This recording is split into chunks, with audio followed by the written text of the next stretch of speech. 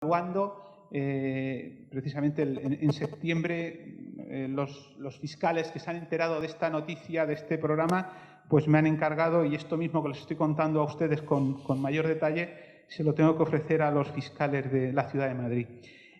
Muy parecido a este caso, ya me quedará un minuto, muy parecido a este caso es otro, afortunadamente, menos frecuente. Habrán oído ustedes de los conductores suicidas, kamikazes, sin saber muy bien el porqué. Pues bueno, un caso fue este que yo les pongo aquí. Un señor circuló 28 kilómetros en sentido contrario, esquivó distintos vehículos, pero al llegar a un tercer vehículo no lo pudo evitar y mató a la esposa de la persona que iba conduciendo, y el que iba conduciendo quedó muy grave. Esta persona cometió un delito por el que fue condenado a 3 años de prisión.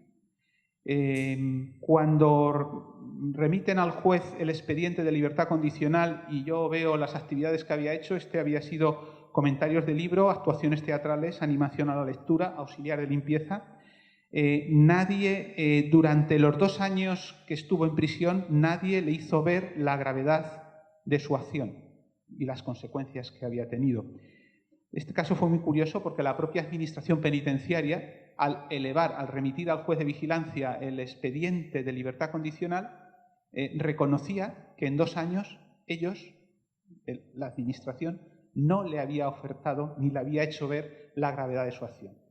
Ellos mismos lo reconocían en un acto de sinceridad. Mi impulso inicial fue decir, pues este señor debería ir subido en una ambulancia. En Madrid hay un servicio que es internacionalmente conocido, se llama el SAMUR, internacionalmente conocido porque tuvo una actuación muy correcta en los atentados de Atocha. Es un servicio de urgencia.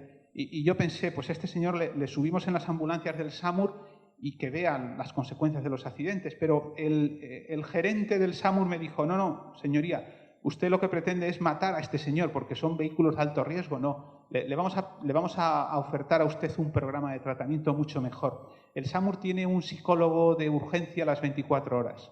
Entonces, este tipo de condenados, cuando se les da la libertad condicional, están obligados a ir sábados y domingos a la residencia del SAMUR, estar con el psicólogo que le evalúa, le valora, el psicólogo recibe la sentencia condenatoria y a partir de ahí acompañará al psicólogo a todos los accidentes que se producen en la ciudad de Madrid durante la noche del sábado al domingo y del viernes al sábado y del sábado al domingo.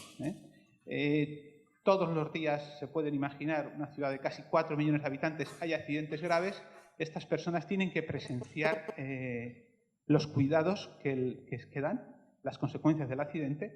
En el programa de tratamiento está contemplada también la asistencia al propio condenado, porque alguno no puede aguantar el impacto de ver la sangre, las lesiones.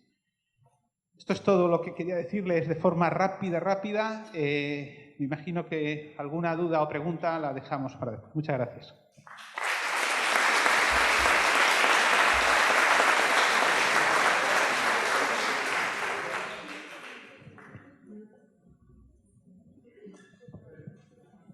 Bueno, muchas gracias, doctor Ortiz González. Va a efectuar ahora su exposición la doctora Daniela Gavi.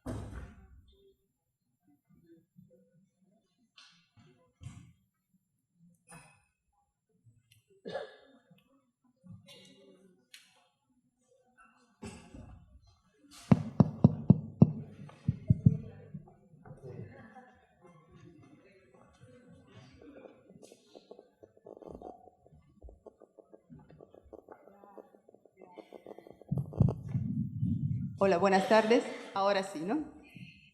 Bueno, quiero, antes de todo, agradecer a los organizadores del Congreso para invitarme a participar en esta mesa. Y me gustaría compartir con ustedes algunas reflexiones acerca del uso de la justicia restaurativa como dispositivo de tratamiento, utilizando como ejemplo la experiencia que tuvimos en Italia a partir de los años 90. Y quiero compartirlo con ustedes porque me parece que se pueden dar consecuencias bastante importantes, incluso bastante desagradables. Bueno, para contextualizar un poco, en febrero del 1992, como creo que muchos de ustedes sabrán, empieza en Milán un proceso de lucha judicial a la corrupción en Italia. Las investigaciones se extendieron pronto a todo el país y revelaron la participación tanto de políticos como de emprendedores de alto, mediano o bajo nivel, que estaban involucrados en un panorama de corrupción generalizada. El contexto penitenciario italiano, por tanto, se estaba preparando para acoger por primera vez una tipología de internos que nunca habían entrado en la cárcel. También es verdad que mientras que fue alto el número de presos preventivos, el número de condenados, o sea, lo que nosotros llamamos definitivos, fue bastante bajo. Además, porque en el 1998 en Italia se promulgó una ley según la cual se puede acceder a las medidas alternativas a la detención a partir de un estado de libertad, es decir, sin pasar por la cárcel y sin ser sometido a lo que todavía se llama observación científica de personalidad. Bueno, a pesar de la intrascendencia numérica de esa tipología de condenados en la cárcel, los funcionarios del tratamiento, nosotros, preocupados, empezamos a interrogarnos acerca del plan reeducativo que se les podía aplicar a esta tipología de condenados. Estábamos acostumbrados a tratar el déficit para devolver a la sociedad un ciudadano más obediente de la ley, es decir, que estábamos preparados para resolver carencias, proveyendo educación, salud, trabajo, amparo y pautas de respeto de la ley, si bien, claro está, también de manera deficitaria porque la cárcel es un contexto deficitario por definición. Nuestra tarea por aquel entonces era la siguiente: identificar las carencias fisiopsíquicas y las otras causas de desadaptación social y sobre esto basar nuestros programas de tratamiento. Nos encontramos de repente frente a una realidad formada por individuos con recursos económicos y sociales que no eran nada deficitarios, con un alto nivel de escolaridad, con capacidades cognitivas y comunicativas a menudo brillantes, las comunicativas a veces más brillantes que la nuestra, por cierto, a veces. Las herramientas de las cuales disponíamos eran inadecuadas. En cualquier caso, estos nuevos internos, a menos que no tuviesen problema con el alcohol o con la droga, no necesitaban el tipo de tratamiento que usualmente era disponible en la cárcel. Los tribunales de vigilancia también estaban en un aprieto porque no tenían casi elementos sobre los cuales basar la concesión de medidas alternativas a la detención. Sobre todo la medida estrella del affidamento en prova, que si tenemos tiempo luego les explico cómo funciona. En cuanto al servicio de ejecución penal externa, que es el encargado de seguir al condenado durante la medida, tampoco disponía de instrumentos adecuados porque por su especificidad profesional, se trata de asistentes sociales, estaba más familiarizado con otro tipo de clientela. Pero una feliz coincidencia temporal entre el asalto judicial a la ciudadela de la corrupción político-financiera y la aparición del discurso de la justicia restaurativa en la escena punitiva, que era toda una primicia en Italia por aquel entonces, permitió rediseñar el catálogo del tratamiento para que se pudiesen incluir los hipersocializados e hiperintegrados autores de delitos de cuello blanco. El discurso restaurativo no quedó ahí, no tardó a extenderse a todo tipo de condenados y por el año 2000 el reglamento penitenciario estableció que la observación científica de la personalidad sobre la cual construir el tratamiento debía ser esto. Ven aquí. Identificar las necesidades de cada individuo en relación con las eventuales carencias fisiopsíquicas, afectivas y sociales que han perjudicado la instauración de una vida relacional normal. Además, añadió un nuevo instrumento diciendo: junto con el condenado hay que efectuar un análisis sobre el delito cometido, sobre sus motivaciones, sobre sus consecuencias negativas para él y las posibles reparaciones, incluida la indemnización a la víctima. Por tanto, hubo un cambio. El déficit ahora se reconoce como eventual y se añade el elemento nuevo de la responsabilización del actor en vista de la posible reparación de las consecuencias del delito. Por el 2005, la Comisión sobre Mediación Penal y Justicia Restaurativa del Ministerio de Justicia, que había sido instituida en 2002, comunicó a los agentes del tratamiento, nosotros, sus directrices para la aplicación de la justicia restaurativa en el ámbito de la ejecución penal de adultos. Menores lo dejamos fuera porque es otro discurso. Como sabemos, la justicia restaurativa es una teoría de la justicia cuyo foco de interés es la reparación del daño causado por la conducta criminal, más que el infractor. Es decir, que el paradigma restaurativo en teoría muy poco tiene que ver con la rehabilitación, por lo menos en teoría. Es más, se proclama como alternativo al paradigma de la rehabilitación y su interés, insisto, no reside en el autor, reside en las consecuencias del delito y en la necesidad de repararlas. Sin embargo, y dada la situación en la cual nos encontrábamos, la Administración Penitenciaria en sus directrices fomentó paulatinamente el discurso restaurativo y la construcción de programas de tratamiento con sentido reparador. Las actividades pedagógicas, por tanto, se moldearon al nuevo paradigma. La Comisión sobre Mediación Penal y Justicia Restaurativa aclaró la nueva perspectiva con enunciaciones de este tipo. El tiempo de la pena se convierte en la perspectiva restaurativa o restauradora. Perdonen la traducción, mi manejo del castellano es bastante bueno, pero falla a veces.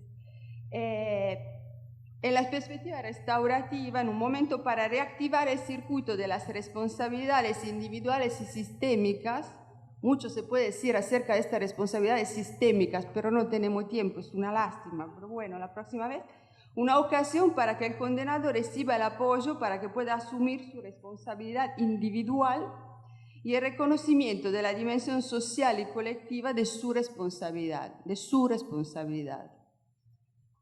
Se le recordaba a los profesionales del tratamiento que existía la necesidad de volver a examinar el crimen, no como punto de partida, no para juzgar, sino para que el infractor tome conciencia, para que cuente su vivencia con respecto a la acción cometida, para inducirlo a salir del proceso de fabulación, acuérdense esta palabra, fabulación, y de la abstracción que a menudo los condenados utilizan. Como decíamos hace un momento, tal tipo de tratamiento pasó pronto a usarse con todo tipo de infractores, resultando especialmente atractivo para los que, sin ser de cuello blanco, compartían con aquellos algunas características, sobre todo el uso de mecanismos de neutralización y negación con los cuales no se sabía qué hacer. Es decir, que la justicia restaurativa se ofreció como una herramienta sumamente útil para favorecer cambios de actitudes internas en infractores considerados especialmente refractarios al tratamiento, como son los que usan robustos mecanismos de autojustificación o como son los que defienden su derecho a no ser tratados por la razón que sea. En cuanto al tratamiento extracarcelario, también el acceso a las medidas alternativas a la detención empezó a someterse a requisitos restaurativos como la conciencia del daño provocado, la asunción de responsabilidad, prohibido declararse inocentes, la presencia de una voluntad de reparar y así sucesivamente, resucitando un olvidado coma del artículo 47, que es el artículo que habla del afidamento en prova, donde se afirma que durante la medida el condenado debe esforzarse de hacer algo en favor de su víctima. Numerosas ordenanzas de los tribunales de vigilancia empezaron a subordinar tanto la concesión como la evaluación del éxito de la medida a obligaciones de indemnización, incluso cuando la indemnización no era prevista en la sentencia de condena, o de naturaleza compensatoria, incluso simbólica, el famoso trabajo en beneficio de la comunidad.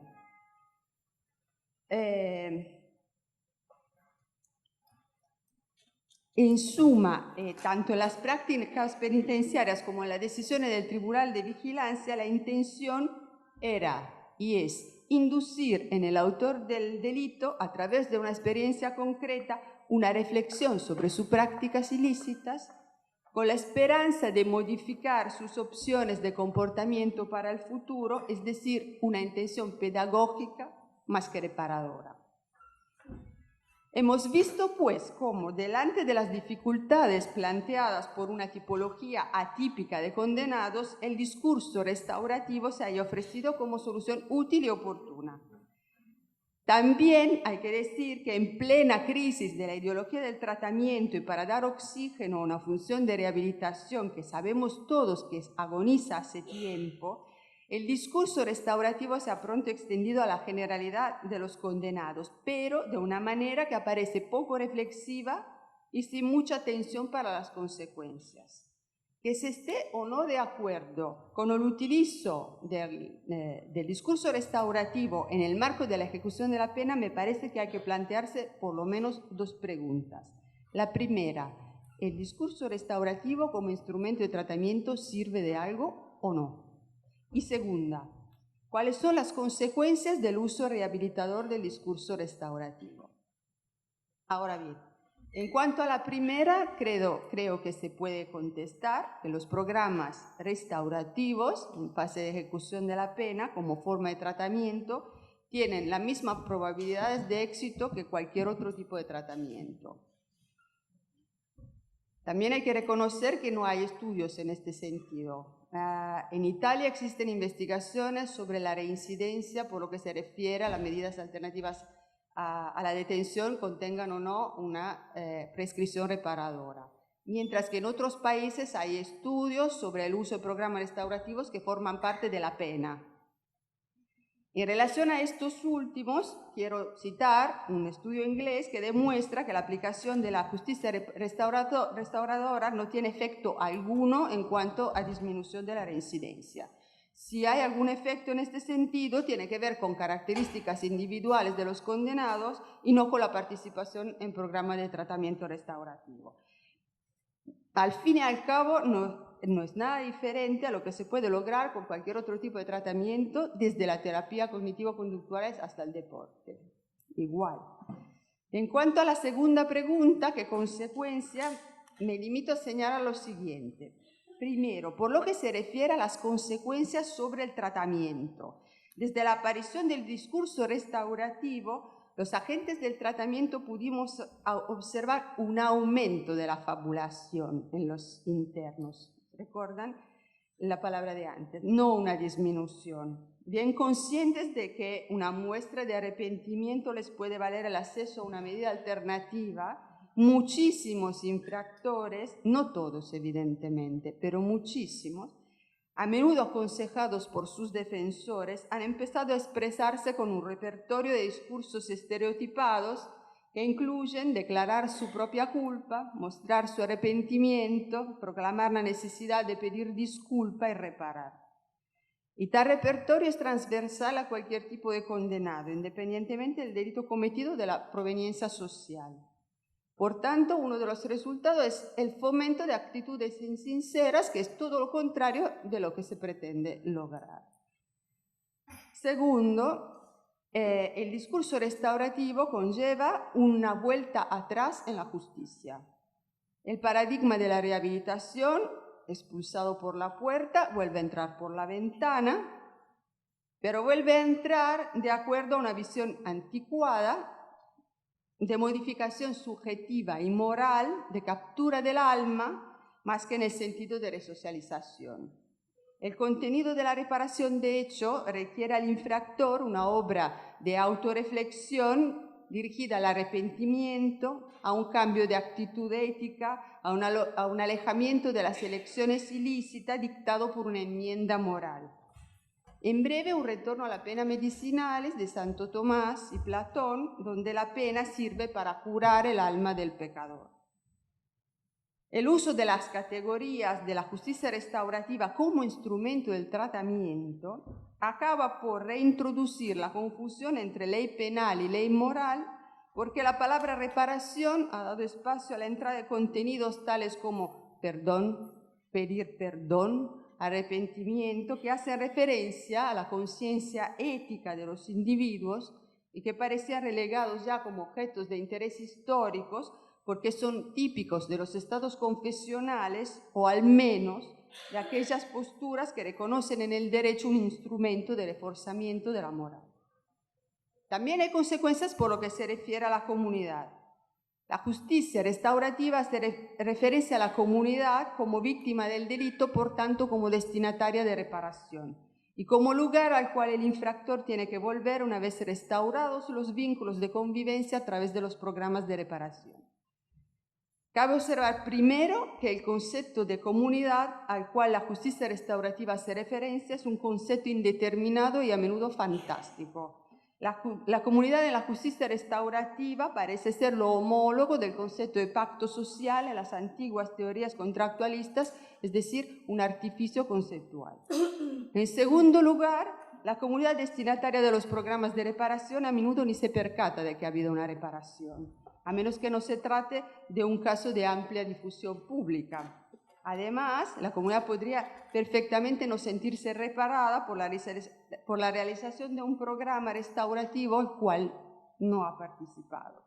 En este sentido, la justicia restaurativa no cumple con sus promesas hacia las comunidades porque no tiene real capacidad como para transformar las relaciones sociales en sentido restaurativo. Y finalmente, acá concluyo, una consideración desde la criminología teórica. Utilizar la justicia restaurativa como instrumento del tratamiento, tanto intra como extracarcelario, no nos salva de un error fundamental que se sigue cometiendo en el tiempo. El de olvidar por completo los factores sociales y culturales que pueden influir en la construcción, en la realización y en el mantenimiento de un hecho delictivo. Y esto no vale solo para los delitos convencionales. Piénsese, por ejemplo, en algunas de las especificidades de los delitos de cuello blanco, su cultura peculiar, que por ejemplo un sociólogo italiano describió bien por la situación italiana, pero quizás se puede extender a otras realidades, como por ejemplo débil sentido cívico, el Estado visto como un enemigo, no como expresión del bien común, el predominio del interés personal, el clientelismo, la compenetración entre Estado y criminalidad organizada, y la convicción que la ley tiene un significado meramente simbólico y por tanto se puede negociar con ella. Así que concentrar la acción solamente en el infractor y no también en las circunstancias sociales y culturales que concurrieron a la comisión del delito nos condena al fracaso tanto por lo que se refiere al tratamiento del autor material como por lo que atañe a objetivos más generales de prevención del delito. Es decir que tanto como el infractor, la comunidad no solamente tendría que ser destinataria de reparación, sino también quizás destinataria de tratamiento. Muchas gracias.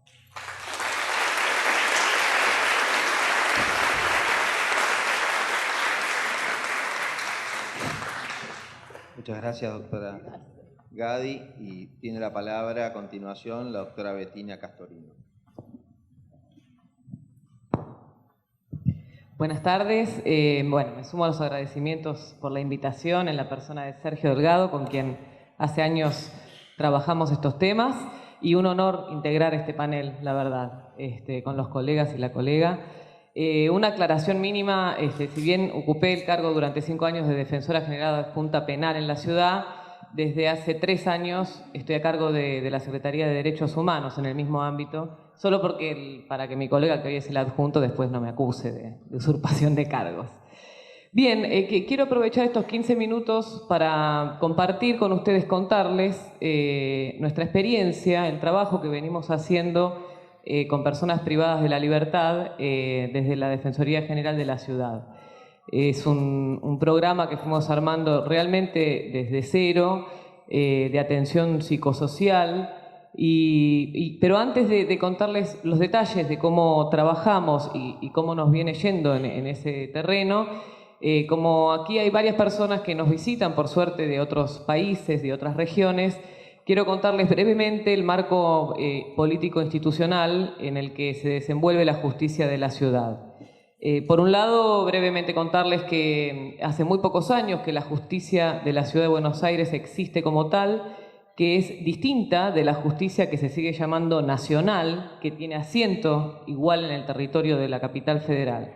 Esta justicia nace a partir de la autonomía de la Ciudad de Buenos Aires en la reforma constitucional del 94, luego la constitución de la ciudad ya nuestra, de la ciudad en el 96, diseña el Poder Judicial y el Ministerio Público, que nosotros integramos, decide que se trate de un organismo dentro del Poder Judicial, a diferencia del nacional, que es extrapoder, como ustedes saben, y entonces viene la lucha por tener una justicia propia, una lucha que fue difícil. Hubo una ley incluso que se la llamó Ley Cafiero por su autor, pero en realidad es una ley del Congreso, que limitó fuertemente, en el año 97 salió la ley, un año después de la Constitución, limitó fuertemente la facultad de jurisdicción de la Ciudad de Buenos Aires cuando la Constitución Nacional nada decía de eso. Sería muy largo contar los detalles, pero sobre pretexto de proteger los intereses de la nación, tuvimos que comenzar a trabajar en la justicia de la ciudad con una competencia muy acotada. Bueno, yo formé parte de la justicia, formo parte desde hace muchos, desde sus comienzos, y así funcionó el fuero contravencional y de faltas, se llamó en un momento, con conductas sancionadas con pena de arresto, un código de contravenciones nuevo que también se aprobó en el año 98, y finalmente, bueno, fuimos creciendo. Rápidamente les cuento, hubo tres leyes nacionales que fueron generando traspasos de competencias penales a la ciudad. Una del año 2003, otra del año 2008 y hay otra última del año 2011. Los primeros 2 convenios que aprobaron estas leyes están vigentes, que nos han transferido diversos delitos de los correccionales, digamos. Creo que dentro de los más delicados que tenemos está el de deportación y tenencia de armas sin autorización y su suministro, porque el resto son delitos con penas menores. Y este último del año 2011, que ya nos transferiría toda la competencia prácticamente correccional, todavía no está vigente. La Ciudad de Buenos Aires no acepta esa competencia aún, esperando que la Nación mande los fondos presupuestarios necesarios, cosa que por ahora no ha sucedido. Y lamentablemente entonces tenemos todavía la competencia restringida. Y bueno, en este contexto es que comenzamos a trabajar en la Defensoría General de la Ciudad con las personas que a partir de la transferencia de competencias penales empezaron a ser privadas de la libertad por nuestros propios jueces de la ciudad. Y bueno, la situación penitenciaria de la ciudad comenzó de manera muy particular, porque como nacía de cero no tenía cárcel, nunca la tuvimos, seguimos sin tenerla, por suerte, agregaría yo. Y las primeras personas que privaron de libertad por decisiones de jueces locales fueron alojadas allá por el año 2000, 2003, en una cárcel que era una alcaidía, en realidad, en pleno centro, enfrente del Teatro Colón, que si no han tenido tiempo todavía es recomendable que visiten. Bueno, esa alcaidía funcionó durante varios años. Allí se alojaban a las personas que estaban condenadas por delitos en pleno centro, fíjense qué particular. Eran pocas personas, eso es importante destacar, hasta que empezó a haber problemas con quienes habitaban el edificio, que llamativamente eran los propios jueces penales, que también imponían penas de prisión, pero que nos encontraban molestos porque no querían convivir en el mismo ámbito con las personas detenidas. Finalmente, en el 2007, el actual jefe de gobierno, en su primer mandato, cierra esta cárcel. Para nosotros fue una pena realmente, y las personas ya detenidas por jueces locales de la ciudad pasaron a ser alojadas y distribuidas en los diferentes centros penitenciarios federales preexistentes. Una sola mención, porque merecería una charla aparte, del trabajo que empezamos a hacer, que fue como la semilla de lo que ya hoy desarrollamos.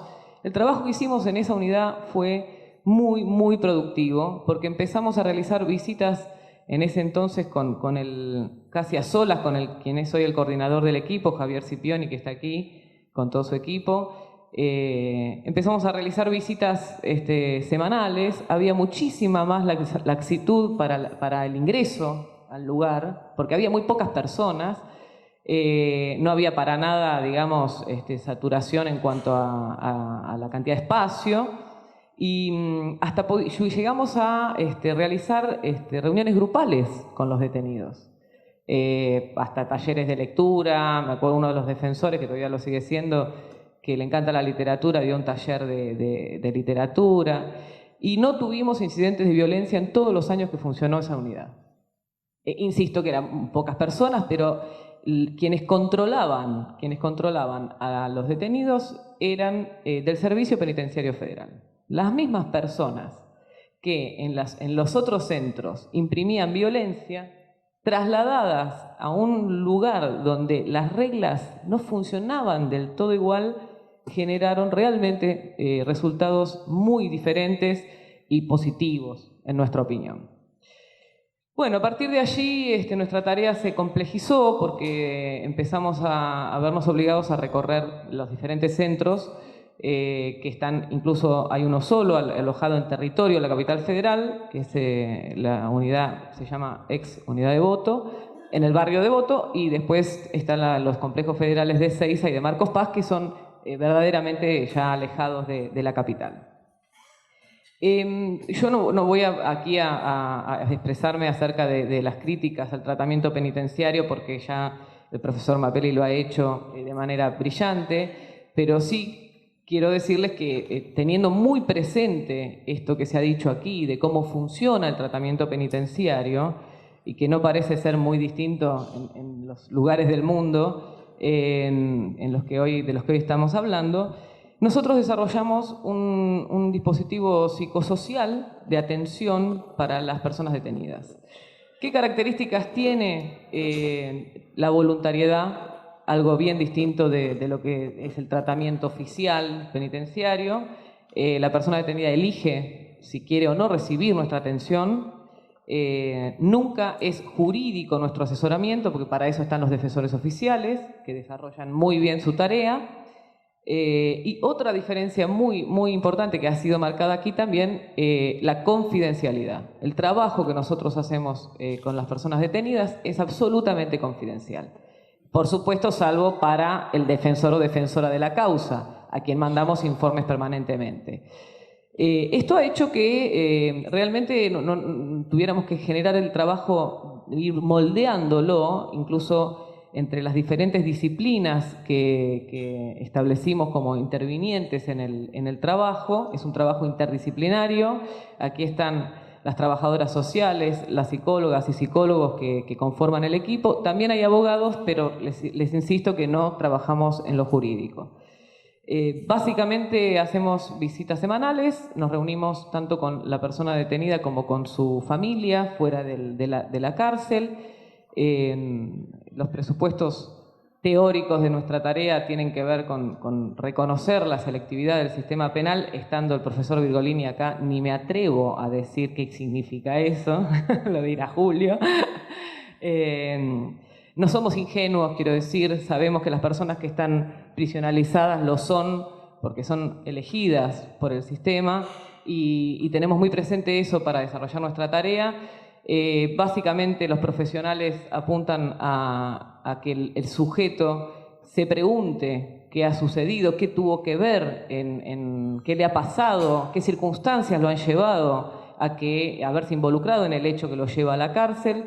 Y no tanto por el hecho en sí delictivo para la ley, sino para la vida de ese sujeto. ¿Qué le significa a ese sujeto ese hecho en su vida, en el transcurso de su vida? Y también, obviamente, tratamos de trabajar, aunque es difícil, con preparar a estas personas para su posible liberación en el futuro. Realmente es difícil medir los resultados de esta tarea, que es muy artesanal y que las profesionales y los profesionales del equipo hacen con muchísimo compromiso. Yo creo que hay un objetivo logrado, sin duda, no hay medidor para eso, que es la reducción de la angustia que padecen todos los sujetos en el encierro. Luego es más difícil hacer el seguimiento una vez ya reintegrados al mundo libre. En tanto, lamentablemente en la ciudad de Buenos Aires hay una falta total de recursos para fortalecer no la readaptación social en la que no creemos, como se decía aquí, sino sí las posibilidades, opciones para reducir las condiciones de vulnerabilidad social de estos sujetos que los han llevado a delinquir. Obviamente, también sabemos que las personas reinciden porque construyen de algún modo su identidad perteneciendo a este grupo de personas detenidas. Eso es un proceso subjetivo sobre el que, se trabaja desde el psicoanálisis. Próximamente vamos a publicar un artículo que el equipo ha elaborado contando ese tipo de tarea tan difícil. Pensemos por lo menos que en el caso de cualquiera de los presentes aquí que se psicoanalice, básicamente decide ir al analista si quiere, y si quiere ir tiene que pagar, salvo que no pueda y acceda a un servicio gratuito. En este caso, si bien es voluntario, la persona no va a hacer un tratamiento. De algún modo hay una sujeción, por lo menos física, que influye en ese tratamiento también. Por otro lado, no quiero dejar de mencionar que esta tarea ha tenido resistencias incluso hacia adentro de la defensa pública, que era lo menos esperable. O sea, los defensores y defensoras y colegas de un organismo como el que integramos deberían bregar todos o todas, o todos y todas, para que se hagan estas tareas. Bueno, no siempre ha sido así. Se nos ha dicho que era demasiada gente trabajando para pocos presos, por ejemplo. Se nos ha dicho que no se podía medir esto que les contaba antes, el resultado de nuestra tarea. Sin embargo, hemos ido superando esos obstáculos internos gracias al apoyo del Defensor General, que hoy no está aquí porque ha tenido que viajar fuera del país. Y con esfuerzo hemos ido superando esos obstáculos internos.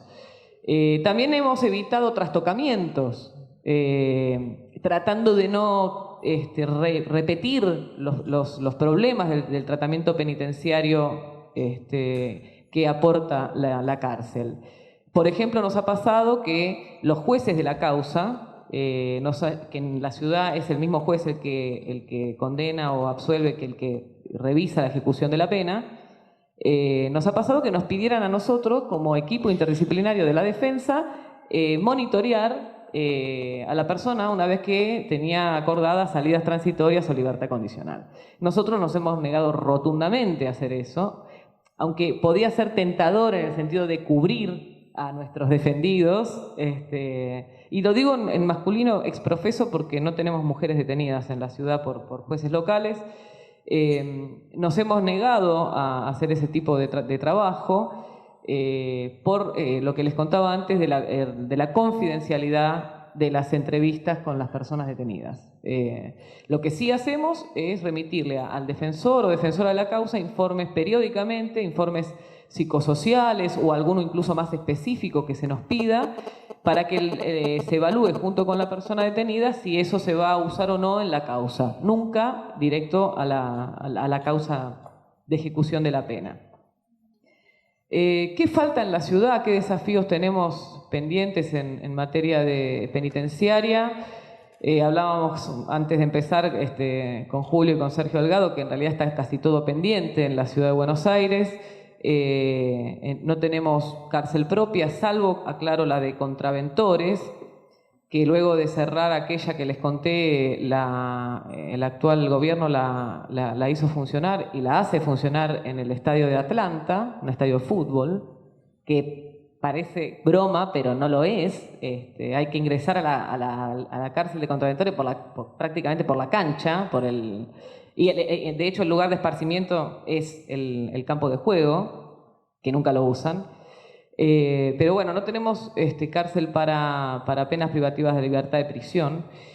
Y la verdad es que esto es una opinión personal, no institucional. Creo que en el contexto del gobierno actual de la Ciudad de Buenos Aires es preferible que eso no suceda, porque es un gobierno que ha implementado políticas restrictivas de derechos humanos básicos, como represión dentro de un instituto psiquiátrico, dentro de los más importantes de la ciudad, con la Policía Federal, represión de jóvenes manifestándose por un problema en una sala del Teatro San Martín.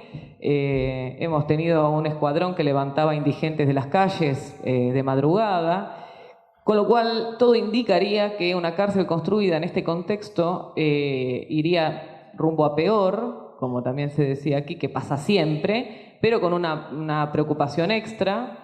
Y por lo demás, si la construyen se va a llenar, porque eso también es un fenómeno inevitable, y hoy por hoy tenemos pocas personas detenidas y preferimos que esto siga siendo así. Y lo otro que falta, y con esto voy a terminar, es recursos realmente genuinos para contribuir a que la persona, cuando intente, digamos, no volver a caer en la reincidencia, las tenga a su disposición. Trabajo, que es una de las elementales, como sabemos, educación. En fin, en la ciudad no hay nada pensado. Hay un patronato de liberados, quiero decirlo, que ha creado el Consejo de la Magistratura de la ciudad, pero verdaderamente no se los dota de recursos ni económicos ni de otro tipo, así que va a ser difícil que pueda tener éxito en ese sentido. Una última mención: no parece posible pensar un tratamiento penitenciario, ya sea como el que se conoce habitualmente o algo alternativo, como estamos haciendo modestamente nosotros desde la defensa pública de la ciudad. No parece posible, decía, pensarlo sin tener en cuenta que en la cárcel se tortura. Ayer se habló en un panel más que interesante de cómo se va a poner en marcha el Mecanismo Nacional de Prevención de la Tortura, de una ley muy reciente que se aprobó aquí en el país. Ayer a la noche, no sé si han podido leer en el diario de hoy, apareció muerto un preso en la cárcel federal de Seiza, que estaba bajo protección judicial porque había denunciado violación y tortura en la cárcel de Chaco. Al preso lo trasladaron por orden del juez interviniente a la cárcel de Ezeiza y a los pocos días apareció ahorcado en su celda. Esto sucedió anoche, mientras todos aquí a la tarde debatíamos cómo prevenir la tortura.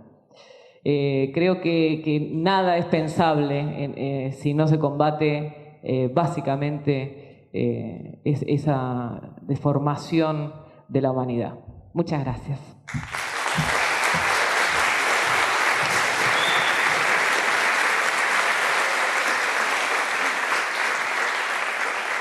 Muchas gracias, doctora Castorino. Y bueno, llegamos al último expositor de este panel, el doctor Julio Virgolini. Bien, muchas gracias. Desde ya muy contento de estar acá, entre muchos amigos, del lugar donde he estado varias décadas y seguiré estando varias décadas más, espero. Y gracias por la invitación y por esta oportunidad de decir alguna que otra cosa, aclarando que yo no soy un experto en estas cosas. Soy más bien un teórico que lo miro un poquitito de afuera, pero bueno, algunas ideas por ahí pueden servir. Algunas ideas que, parto de la base del discurso pesimista y crítico de Mapelli Caffarena y voy a tratar de competir con él para hacerlo más pesimista y crítico, si puedo. El tema es el tratamiento y la finalidad que se supone que el tratamiento persigue es la readaptación, la resocialización, la mejora, en fin, alguna de estas cosas compatibles o no entre sí, que significa que el hombre cuando sale de la cárcel debería estar mejor, debería ser mejor, debería estar en mejores condiciones, debería tener más posibilidades. Eso está a contrapelo de la lógica de la cárcel. Es cierto que a veces sale alguien mejor o alguien que no reincide, y hay muchos que no reinciden, pero no tiene nada que ver con la lógica de la cárcel. La cárcel no está hecho para eso. La cárcel está hecho para avergonzar y degradar. ¿Cómo lo hace?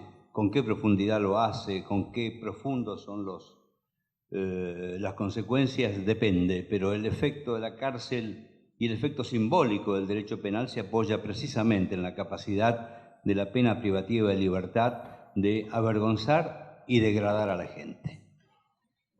El discurso de legitimación, un discurso que es el discurso de las constituciones, el discurso de las leyes penitenciarias, el discurso de los operadores, que es el discurso de la resocialización, es un discurso mentiroso.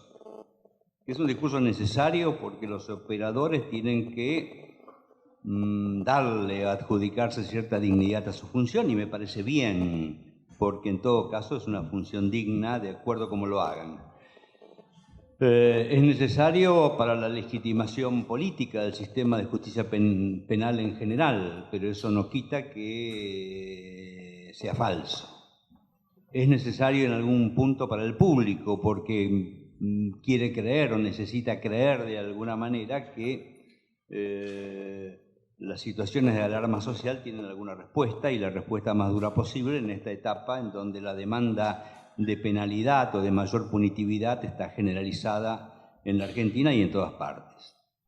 Pero en realidad no se puede creer eso. No sé cómo realmente mejorar a alguien cuando se lo hace desde el ejercicio violento de disciplinas, coacciones, castigos. Como se lo hace desde la privación de libertad, desde la privación de los atributos de la personalidad, desde la privación de los lazos sociales, desde la privación de la autoestima, de la privación de toda proyectualidad en la vida del interno y el sometimiento a disciplinas forzadas y a pautas distorsionadas que son básicamente pautas criminales. En ese contexto yo creo que no se puede hacer o no se puede pensar sinceramente en un tratamiento de resocialización, cuando en realidad el digamos, esto lo conocemos muchos, el resocializar, readaptar, reinsertar, reeducar, rehabilitar o recuperar, son todas palabras que aluden a una segunda intervención cuando hubo otro fracaso. Pero en realidad el fracaso de la sociedad, de la gente, de la familia, de los mecanismos de socialización originales, no creo que se puedan revertir en las condiciones que acabo de describir, condiciones que conocemos demasiado. El interno se ve sometido a un proceso que, como lo señalaba reiteradamente Zaffaroni en la Argentina, lo llamó prisonización, digamos, un proceso de deterioro, un proceso de destrucción de su propia personalidad y de su propia autoestima. Pero a pesar de eso la cárcel está, y estuvo desde hace 2 siglos y medio. Yo me acuerdo que yo estudié en Italia con alguien que seguramente ni la conoce, que es Massimo Pavarini, y Massimo me decía, Julio, il carcere ha i secoli contati, la cárcel tiene sus siglos contados, o sea, tiene varios siglos por delante. Este discurso de legitimación es un discurso que ha tenido varias fases. En algún momento, hace muchos años, un criminólogo sudafricano, Stanley Cohen, hablaba de varias visiones del control social. Lo voy a hacer muy cortito, pero es bastante interesante.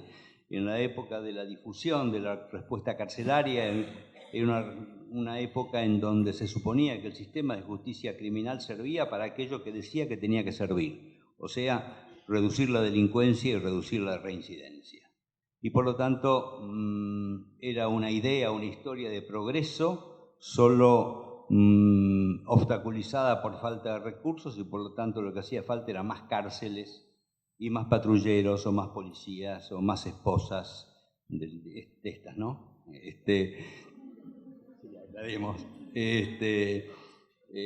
Digamos, más represión, más dureza, más violencia.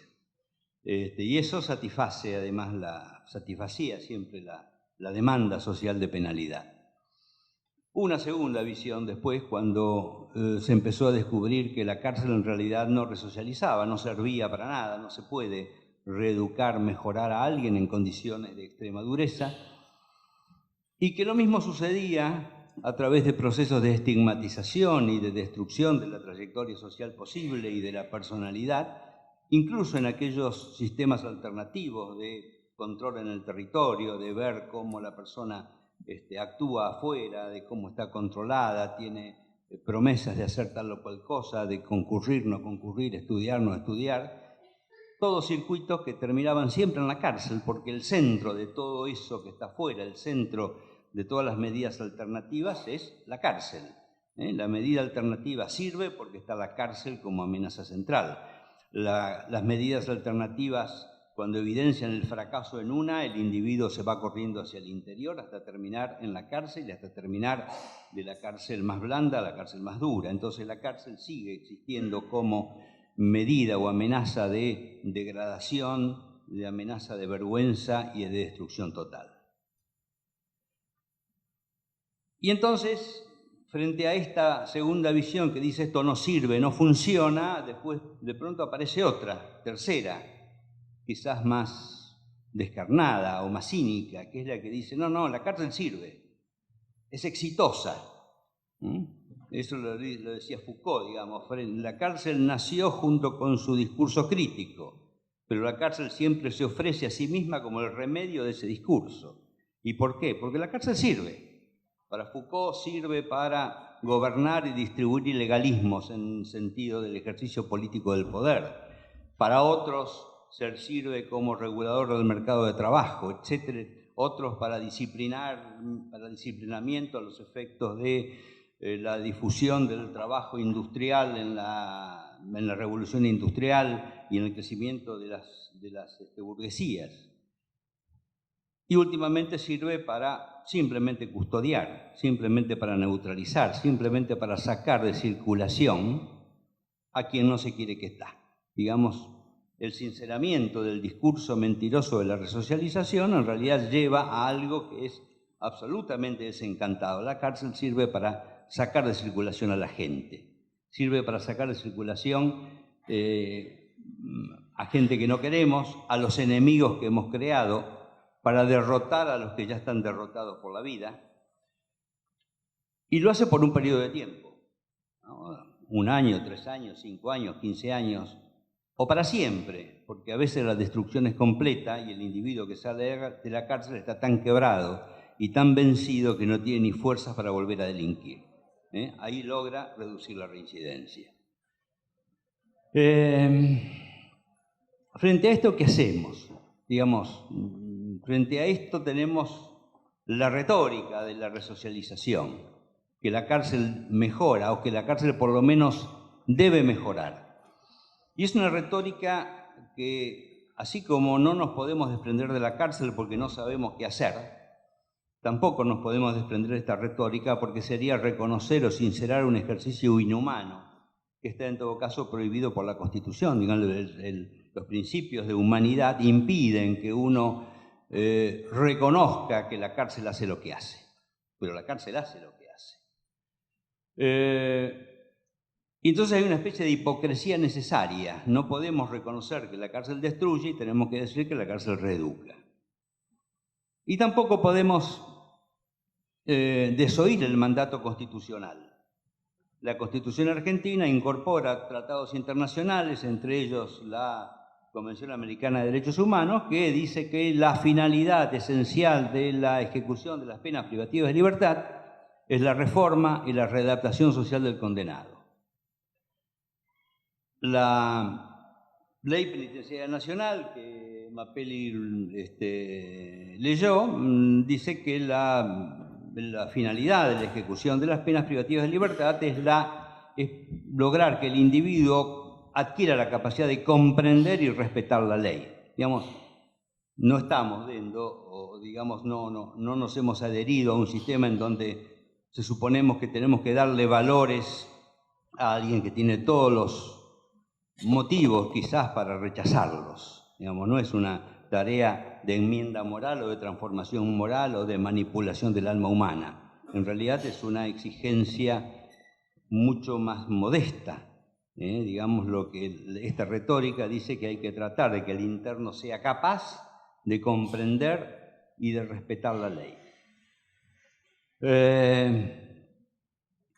Pero echemos una mirada a los clientes de la cárcel y vamos a ver si esta demanda legal o constitucional es posible, o cómo podría ser posible, si es que es posible.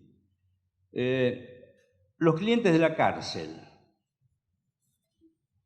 que además vale decir que en Argentina el 51% de los clientes de la cárcel están procesados, no tienen condena. Son la mayoría jóvenes. Entre 25 y 34 años son el 41% y el 24% entre 18 y 24 años. O sea, el 65% es gente que o es joven o recién empieza los primeros pasos de la adultez. No tienen instrucción. El 28% tienen la primaria incompleta y el 39% no tienen educación primaria. O sea, el 67% no tienen educación. El 40% están desocupados. El 35% tienen ocupaciones parciales, o sea, insuficientes. El 43% entra a la cárcel sin ningún oficio. No, podemos decir más. Esto sucede con los 60.000 presos que tenemos en las cárceles nacionales, las cárceles de la Argentina. Son más porque hay muchísimos presos en establecimientos policiales o de fuerzas de seguridad, digamos, no sé realmente cuántos son, pero son por lo menos 60.000. ¿Qué quiere decir esto? Que la gente que está en la cárcel es gente que han sido excluidas. No, es gente que, jóvenes, pobres, sin instrucción, sin oficio, absolutamente marginados. ¿Pero marginados de qué? Están marginados de la ciudadanía o marginados del derecho. Con esto no quiero decir o caer en la visión romántica de exaltar al preso o al ladrón diciendo que se trata de alguien que reacciona contra la opresión del mundo burgués o las relaciones de producción o algo parecido. Lo que quiero decir es que vienen de la miseria. La miseria no engendra excelencia, engendra degradación. Y por lo tanto nos encontramos con gente, por lo menos difícil, pónganles ustedes el calificativo que quieran, pero vienen de allí. Entonces, cuando la Ley Penitenciaria Nacional dice que estas personas que nunca han gozado de los derechos, y los derechos, hablo de los derechos fundamentales que la Constitución les reconoce en los papeles, derecho a la vivienda, a la salud, a una vida digna, al trabajo, a la familia, todo eso, que no los tienen, y solo si los tienen son ciudadanos, si no los tienen no son ciudadanos. No, digamos, la ciudadanía requiere el ejercicio o la posibilidad del goce de esos derechos. ¿Cómo podemos exigirles que comprendan y respeten un derecho del que han sido privados? Digamos, me parece que aquí hay una contradicción que por ahí se puede decir que es un poco teórica, porque las situaciones, digamos, las experiencias de la gente a veces es muy rica y no se puede poner en cosas así muy esquemáticas. No todos son, lo decíamos hoy, lo decían hoy, no todos somos todos distintos, todos tenemos situaciones y experiencias distintas. Pero yo creo que por lo menos a nivel de los que estamos viendo este tema hay una contradicción importante. ¿Cómo podemos exigirles algo, el respeto de un derecho que ellos nunca han podido gozar, del que han sido privados? Entonces, ¿qué del tratamiento? Yo quiero dejar acá dos pequeñas ideas. Me parece bien y me parece perfecto que se hagan cosas en la cárcel. Hay lo que estaba explicando Bettina recién, algunos programas que se están haciendo en el Servicio Penitenciario Federal, no sé qué se hace en las provincias, pero en realidad el tratamiento carcelario no creo que tengamos que ilusionarlos diciendo que es un tratamiento, pensando que es un tratamiento dirigido a la resocialización. Es un tratamiento de defensa. Es un tratamiento para que la gente se defienda de la cárcel. O sea, para que la cárcel no los deteriore aún más. Digamos, para que la prisionización sea más leve y para que el individuo, como diría Zaffaroni, sea menos vulnerable. Pero ojo, que muchas veces y muy a menudo los tratamientos que tratan de defender al individuo de la cárcel a veces se usan para mantener la gobernabilidad de la cárcel, el problema del régimen que contamina todo. Lo que decía Bettina sobre el objetivo logrado, que era, y lo acabo de anotar, la reducción de la angustia. Si reduce la angustia, está bien, porque con angustia uno no se puede proyectar. La angustia es una cortina. Entonces, para la vida en sociedad no se puede pensar en la angustia. Entonces, el primer objetivo del tratamiento no es tanto hacer bien, sino no hacer daño o hacer menos daño. Y el segundo, que me parece que es más difícil, ¿me quedan un par de minutos? Sí. Que es más difícil es el siguiente, que tiene que ver con la reincidencia, problema absolutamente difícil de manejar y difícil de evaluar. Si a muchísima gente le han sido privada de la ciudadanía, hay que restituírselas. Y solo la ciudadanía es la que genera conformidad con las reglas, respeto por el derecho. En realidad, si las sociedades se edificaran sobre la base del temor a la ley, no habría sociedad posible. Las sociedades se edifican, la gente convive razonablemente y en paz, porque dependen unas de otras. Porque estamos en una red, en un entramado de relaciones, de interdependencias, por el cual el que trabaja en un lugar depende de su patrón, a su vez depende del banco, el banco a su vez depende de los clientes, y si hacemos así, en realidad es inimaginable e interminable la lista de aquellas personas, situaciones o mecanismos sociales de los cuales la vida de cada uno depende. Esas interdependencias generan autocensuras, y esas autocensuras hacen que sigamos jugando el juego de la vida, formando parte de este juego de la vida. Adentro de la cárcel eso no es posible. Creo que el desafío es hacerlo después. Es hacerlo antes. La resocialización viene después. La resocialización está afuera de la cárcel. Y esto en realidad depende de los programas que se le puedan ofrecer después. Claro, después van a venir los liberales y van a decir, pero ¿cómo le vamos a ofrecer programas de trabajo, asistencia, vivienda y demás a un individuo que además es un delincuente? Ofrezcámoselos a aquel que no ha delinquido. Problema de filosofía complicado, pero que en realidad aquel que ha delinquido evidentemente necesita algo, porque algo le pasó. No es mejor que el otro, quizás sea peor, pero algo le pasó. Al otro no, que también tiene derecho. El problema es el desamparo. El problema es que la gente sale y está afuera.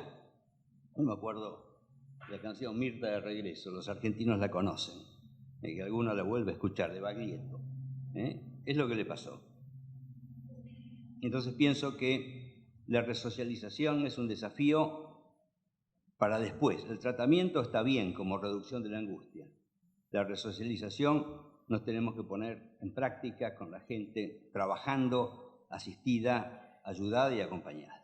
Nada más.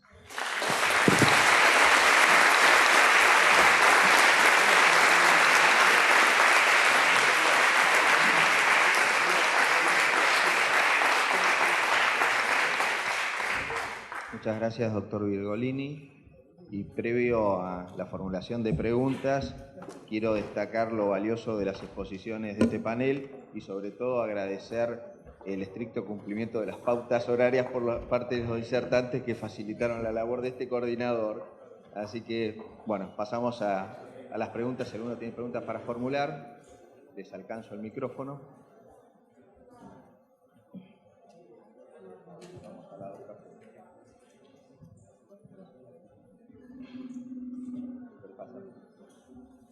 Nos falló Sebastián.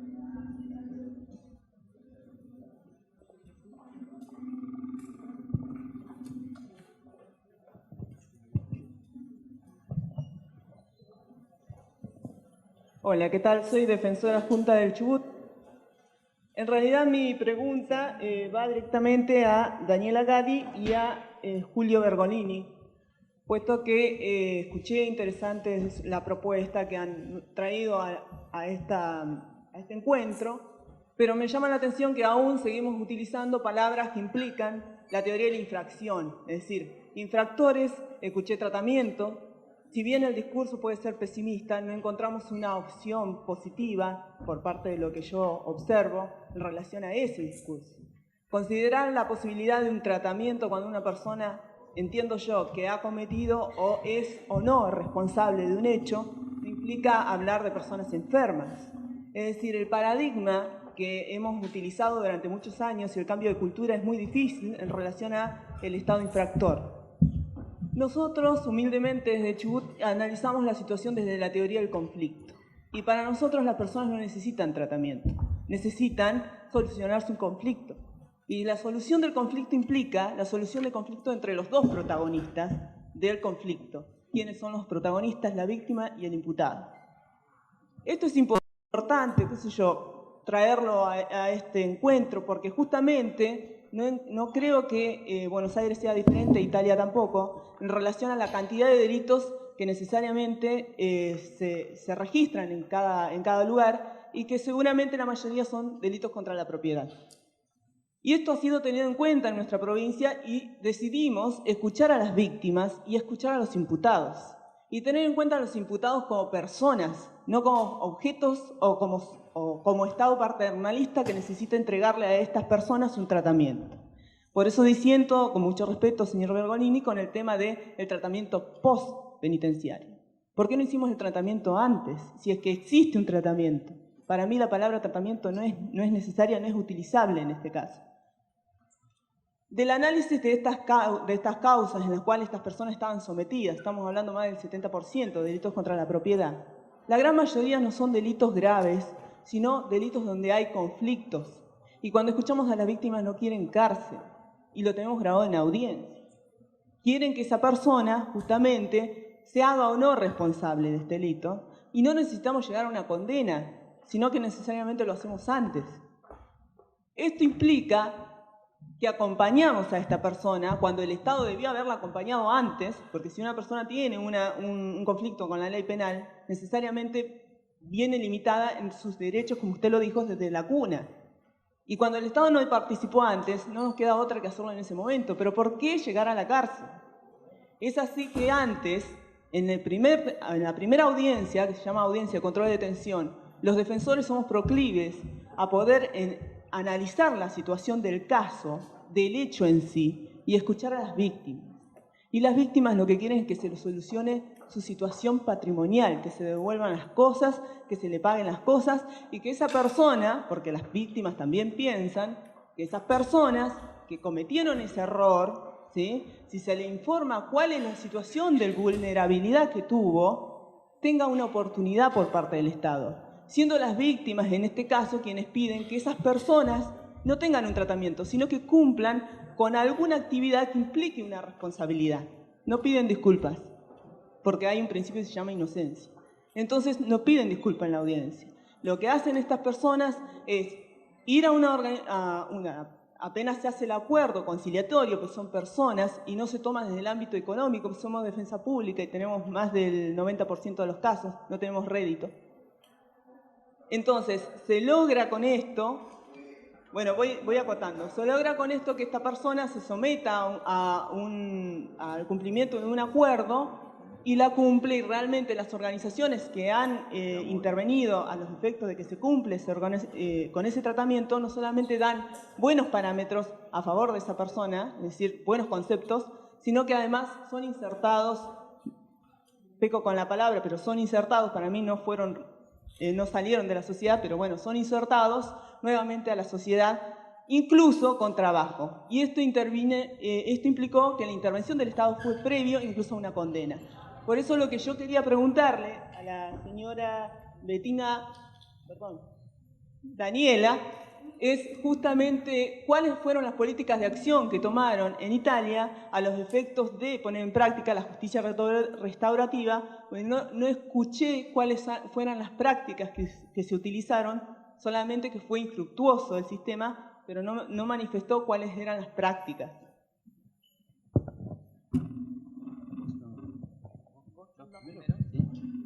Bien. A ver, son un montón de cosas.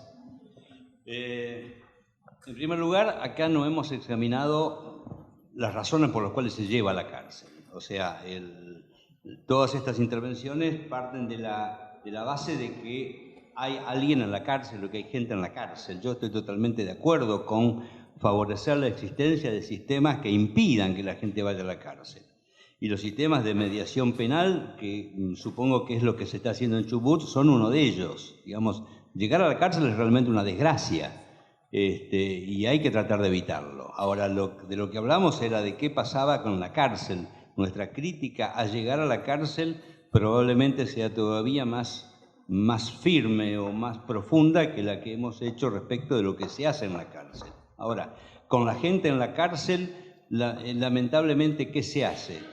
Bueno, existe lo que se llama un tratamiento. Yo estoy de acuerdo con que no debería llamarse tratamiento porque no son enfermos, y esto en la primera de las exposiciones también se dijo, digamos. Eso proviene de muchísimas décadas de predominio de lo que se llamaba la ideología del déficit, es decir, de la idea de que el individuo que delinque es porque le falta algo, o le falta raciocinio, autocontrol, dominio sobre sí mismo, o dinero, o tiene muchas necesidades, o no pudo controlarse.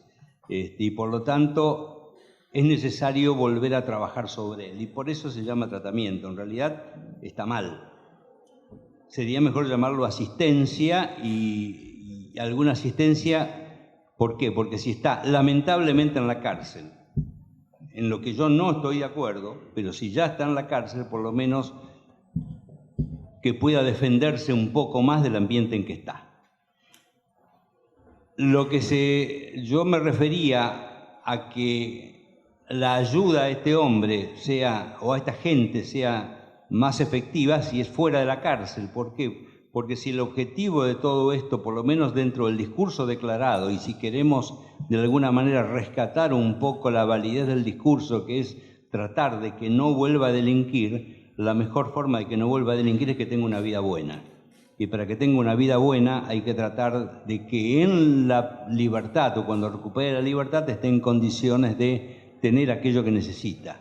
Entonces, lo que yo entendía que eran los programas, no de tratamiento, pero sino de asistencia post-liberación, pueden ser o son más necesarios o son tan necesarios como aquello que se llama tratamiento en la cárcel. No sé si quedó más o menos claro. Pero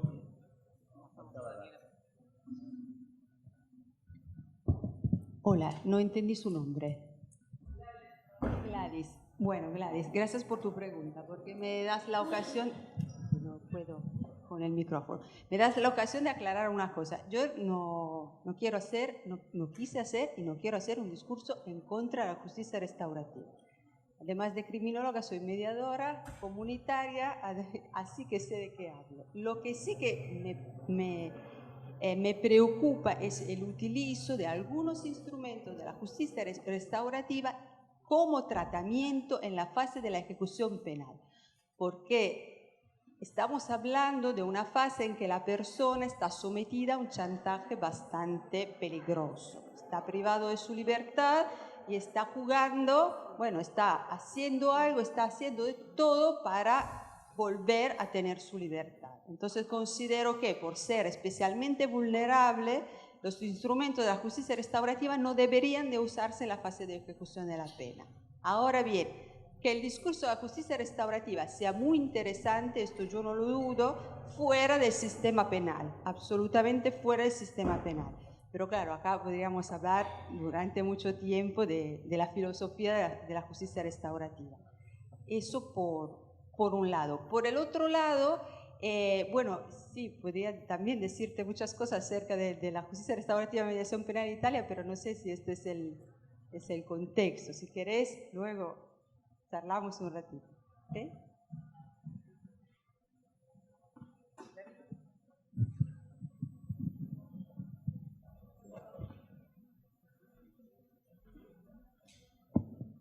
Bueno, yo además de agradecerle a todos los panelistas, quería hacer varias preguntas, tengo un montón de preguntas, pero me voy a concentrar en comentar primero que teníamos acá en la Argentina un artículo 132 en el Código Penal que permitía que la víctima perdonara.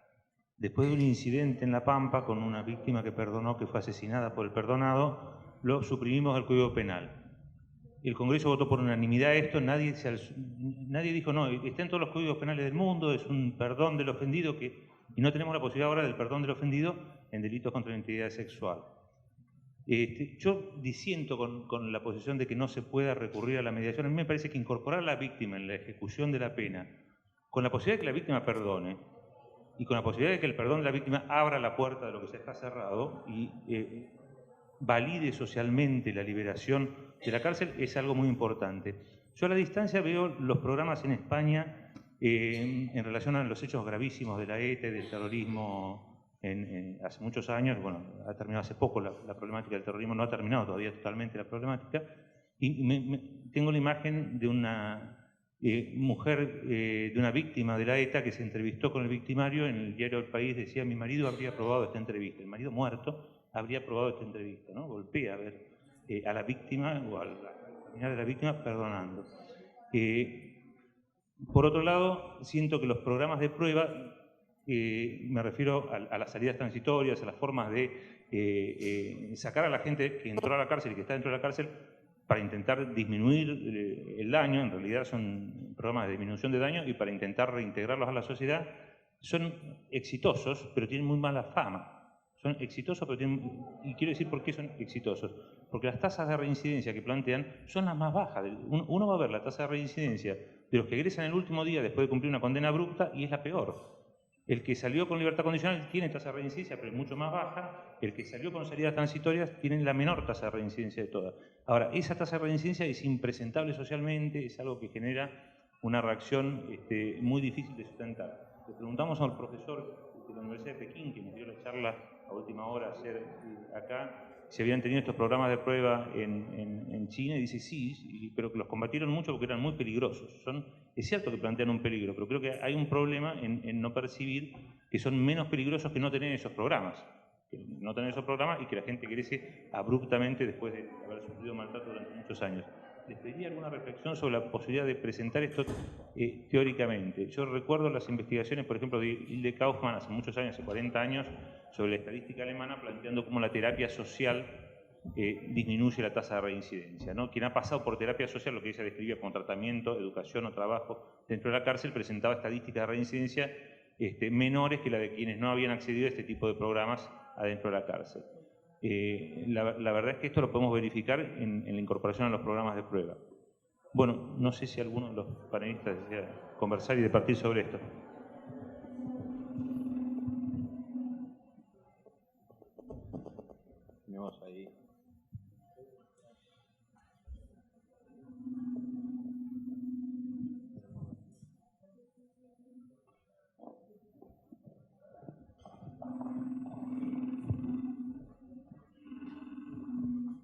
Buenas tardes.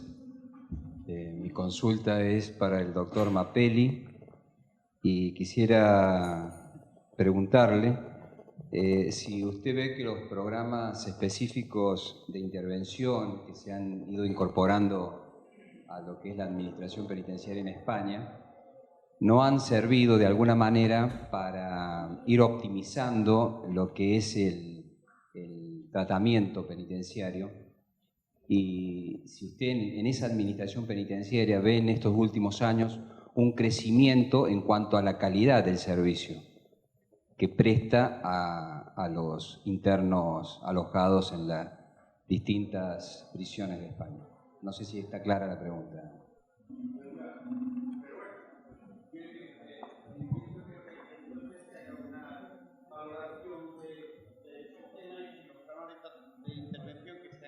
Ha mejorado la calidad de... Claro, a partir de lo que usted plantea como déficit en cuanto al tratamiento, yo pertenezco a la administración penitenciaria de una provincia de Argentina. De hecho, ya llevo 30 años de servicio y me parece que hemos avanzado respecto de lo que tendría que ver con los programas de intervención específica, teniendo en cuenta la variedad no solamente de delitos, sino de personalidades que se han ido sucediendo a través de los años. Vale. Mire, lo primero que les quiero decir es que hay que tener mucho cuidado con los discursos, porque a veces machacan, no por mala voluntad, sino porque, bueno, ya sabe usted, se dicen cosas, sobre todo de estos foros académicos, y se desencantan mucho labores como las que está haciendo aquí, que reducir la angustia ya es importante. O sea, vayamos por partes. Y el reconocimiento del trabajo que hacen personas que trabajan en el mundo de las prisiones, eso es lo primero. Y todo lo que sea, aunque sea tan solo reducir la angustia de una noche en la prisión, eso ya es importante. Aparte de eso, podemos entrar a un discurso teorizante, etcétera, etcétera.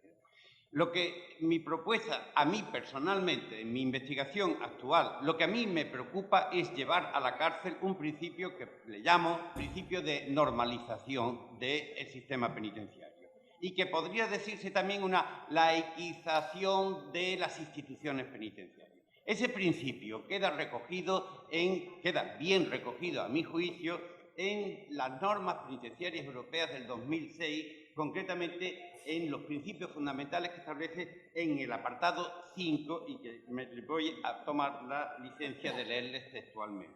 Dice, normalización, así entiende uno personalmente lo que es. La vida en la prisión se ajustará, tanto como sea posible, a los aspectos positivos de la vida fuera de la prisión. Parece una cosa quizás un poco baladí, es decir, pero eso a mí me parece que da contenido a las políticas penitenciarias modernas, a la intervención que se puede hacer en su centro, a la que se puede hacer en España. Tenemos que hacer un esfuerzo, todos, cuando hablamos de sistema penitenciario, de normalizar en la medida de la posible la cárcel. Hacer que la cárcel se parezca lo más posible a la sociedad en libertad. Y eso inspira, eso no es resocialización, ni historias raras. Eso inspira el quehacer diario del funcionario que está en el patio, porque procurará que el patio se parezca lo más posible a la plaza de un pueblo. Eso es importantísimo, laiquizar la prisión. Eso quiere decir que el tratamiento, que es imprescindible dentro de la prisión, tendrá que laiquizarse y someterse a la ley de sanidad. Porque aquellas personas que son tratadas son personas que tienen unas carencias, unas patologías. Por supuesto que eso no tiene nada que ver con ejecutar la pena de prisión. Eso es laiquizar el tratamiento. Y así visto, veremos que no hay tantas dificultades para aceptarlo dentro de la prisión.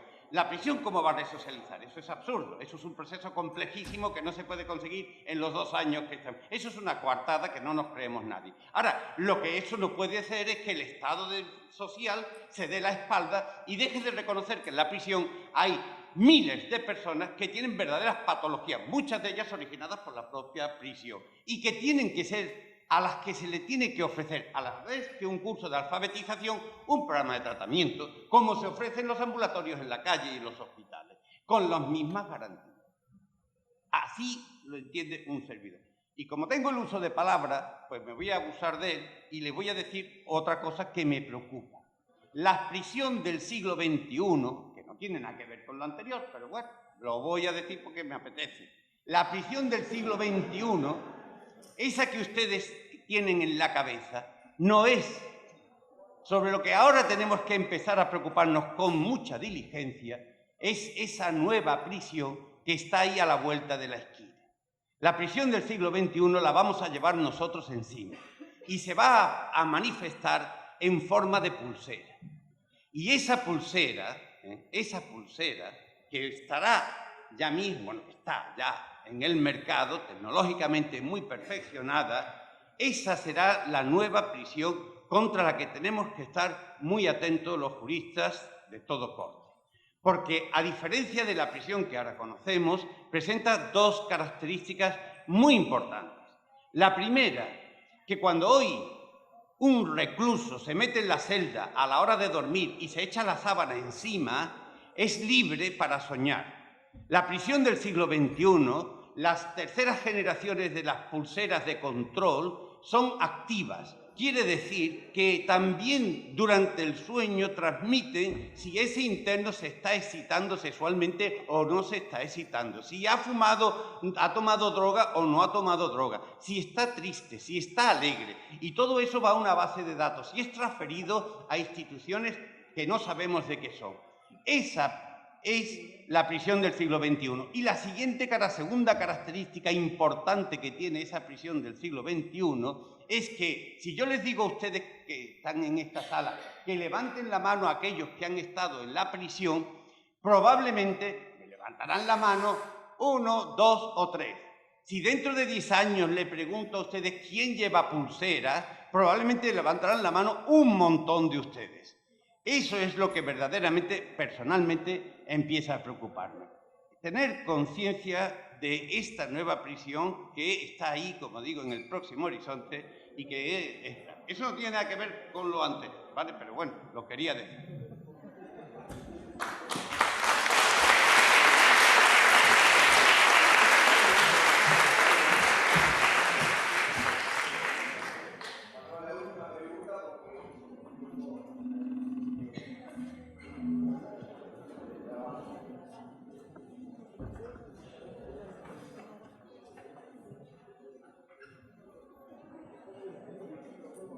Gracias.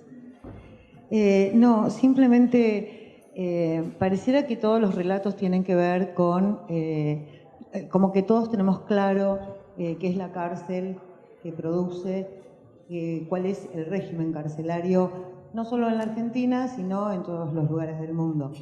Nosotros venimos de la universidad, pero particularmente de una organización territorial que hace muchísimos años trabaja en contextos de encierro.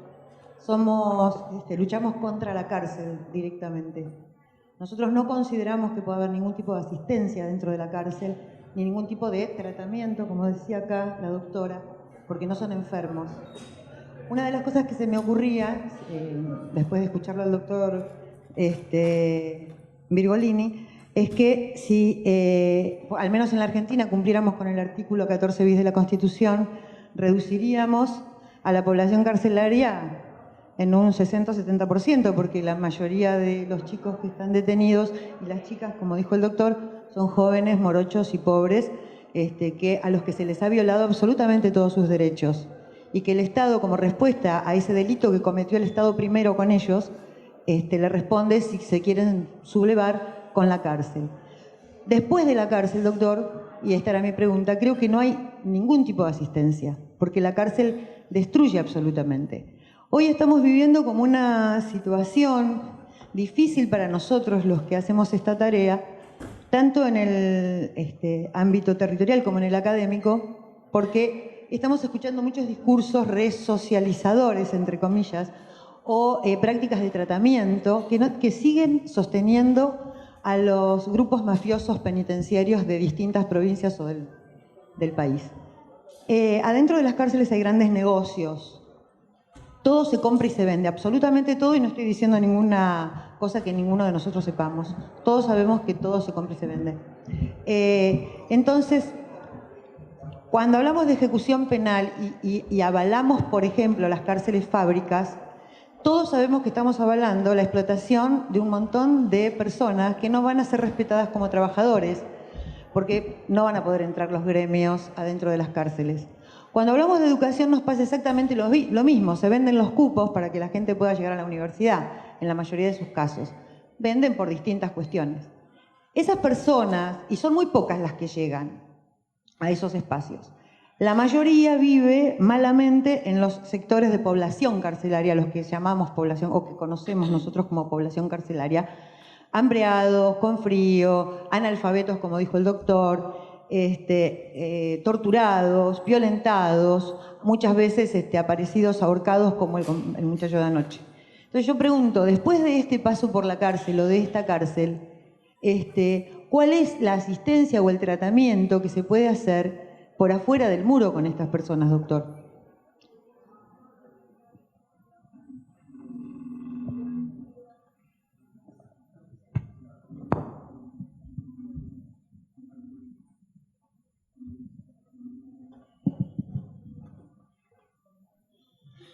En realidad no es una pregunta de respuesta fácil, en realidad es una respuesta que requiere mucha imaginación institucional. El tema es cómo se integra a una sociedad en donde pueda tener estímulos y una cierta proyectualidad para el futuro a gente que se ha quedado descolgada de la sociedad, saliendo de una cárcel sin trabajo o sin familia, si es que le queda alguna, y las posibilidades realmente no son muchas. Algunas posibilidades se dan en algunas jurisdicciones, y creo que la Capital Federal es una, en donde da trabajo a liberados. Pero otorgarles trabajo a liberados es una situación bastante difícil, porque las empresas privadas generalmente rechazan una situación como esta. El tema de la vivienda y el tema de la salud es un tema realmente grave. En realidad es el mismo tema que tienen aquellos que no han estado en la cárcel, pero agravados por el hecho de la desconexión y la falta o la ruptura de lazos sociales que han sufrido durante su tiempo de cautiverio. De todo esto, decir que se puede reponer me parece una ilusión. Solo creo que se puede decir que se reponen aquellos que son más ricos en recursos personales y en recursos familiares. Y si hay algún tipo de asistencia, solo aquellos que tienen más riqueza en recursos personales pueden llegar a aprovecharlo. Pero es un tema de imaginación institucional muy difícil y de esfuerzo complicado además por el hecho de que puede ser objeto de críticas por darles ayuda a quienes se supone que han atentado contra los valores, en todo lo que se dice respecto de los reclusos, que son malos, feos, sucios y peligrosos. ¿Por qué vamos a ayudarlos? Yo creo que sí hay que ayudarlos, porque a la situación en que han llegado, más allá de que sean buenos o malos o más o menos, han llegado por situaciones que les han sobrevenido, respecto de los cuales no han podido responder adecuadamente o resistirse adecuadamente. Creo que hay que darles recursos para que lo hagan. Algunos no tienen ninguno, pero es un tema de la sociedad civil, de las ONG y de las autoridades de cada jurisdicción que puedan otorgarles un lugar. Pero más que eso, no le puedo decir. Bueno, no sé si alguien quiere... En relación con la última pregunta, quiero que me escuche la preguntante. Sí, hola, perdón. En relación con la última pregunta, que como decía mi compañero de mesa, es de difícil contestación, ¿no? Pero creo que tampoco hay que ser totalmente pesimistas. Hay algunos datos concretos que está bien que se conozcan. Los datos concretos afectan a una parte pequeña, pero están ahí. y algunas decisiones que se han adoptado, que se adoptan, que también es bueno que se conozcan, ¿no? Datos concretos. No sé si ustedes conocen, la Caixa es una entidad española financiera, tiene una obra social. En el año 2003 ha destinado 4 millones de euros a programas de formación laboral exclusivamente para personas que están dentro de prisión. Con el compromiso, esto ha afectado a 1.230 personas, en concreto, con nombre y apellidos. Si usted le podía dar los nombres de los restaurantes en Madrid ciudad que están atendidos exclusivamente por personas que han pasado por prisión. Ese como dato concreto, que es pequeñísimo porque solo ha afectado a 1.230.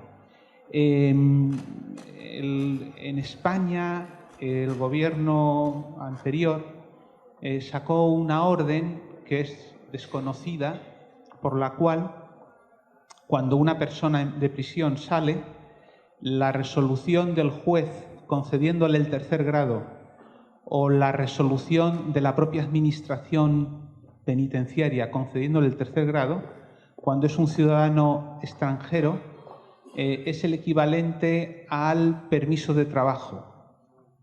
Esto es tremendamente preocupante porque, antes tú lo dijiste, se coloca en mejor situación al extranjero irregular que comete un delito que al extranjero irregular que llega en una patera. El auto de libertad condicional que yo le doy a un extranjero irregular, el auto diciéndole libertad condicional, ese auto es el equivalente a un permiso de trabajo. Eso está muy bien para el sistema, tiene su punto negro. El día siguiente al que extinga la condena, queda en absoluta ilegalidad y es expulsado del país. Pero hasta que le dure la condena, puede trabajar y el empresario que le contrate abona, creo que es el 50%, tiene una reducción en la cotización de la seguridad social, el empresario que le contrate, ¿no? Bueno, eso son pequeñas cosas que se hacen, que no sean... que solo esas pequeñas cosas no arreglan el problema, ¿no? Pero que existen y están ahí, ¿no? Yo creo que es bueno también que se sepan. Bueno, muchas gracias a los expositores. Damos por concluidas las tareas de este panel de tratamiento penitenciario y ahora Patricia les va a indicar a los que estén interesados en concurrir a las comisiones de trabajo cómo sigue. Así que muchas continúa gracias. el Congreso con el trabajo en comisiones.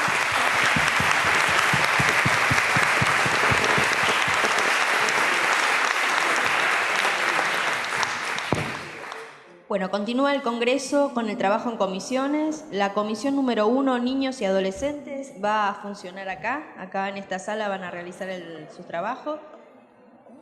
Sí. La comisión número 2, informes criminológicos en el aula 1 de extensión, en la planta baja. La comisión número 3, mujeres en prisión, aula 2, subsuelo. La comisión 4, mediación penitenciaria, aula 5, subsuelo. Y la comisión 5, estatuto jurídico del personal penitenciario, aula 6, subsuelo. Vamos a tardar aproximadamente unos 10 minutos en empezar a conformar las comisiones. Y les quería avisar dos cositas más. Todos los asistentes al Congreso presentando la credencial tienen la oportunidad de retirar unos libros en el stand que está enfrente del ingreso a esta sala. El stand de InfoJus, les van a proporcionar unos libros a los asistentes. Y luego recordarles que el viernes a la noche hay una cena en la Botica del Ángel, es un lugar que fue declarado Patrimonio Cultural de la Ciudad de Buenos Aires. Es una cena con un show de tango, los que quieran adquirir las entradas, la doctora Vilma Biseglia les va a proporcionar las mismas. Gracias. ¿Cómo?